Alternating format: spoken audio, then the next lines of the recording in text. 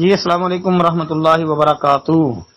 یہ بھائی نے جی ایک روایت کے متعلق پوچھا ہے کہ حضرت آمنہ رضی اللہ عنہ فرماتی ہیں، یہ بھائی ورائیت ثلاثہ اعلام مضروبات، کہ میں نے دیکھا 3 جھنڈے نصب کیے گئے۔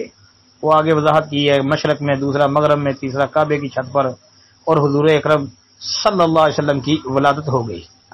اچھا جی، دلائل النبوہ امام ابو نعیم اصبہانی کی کتاب جلد 1 تو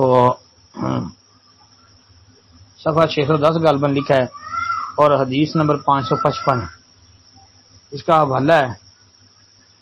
کہتے ہیں جی اس کے متعلق اچھا جی محترم بھائی، یہ روایت ثابت نہیں ہے۔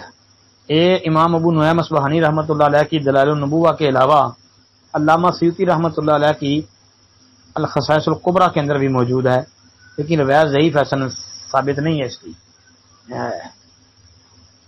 یہ دلائل النبوہ کے اندر جو اس کی سند ہے، اس میں ابو بکر بن ابی مریم جو ہے وہ ضعیف الحدیث ہے، اس لیے روایت ضعیف ہے جی۔ السلام علیکم ورحمۃ اللہ۔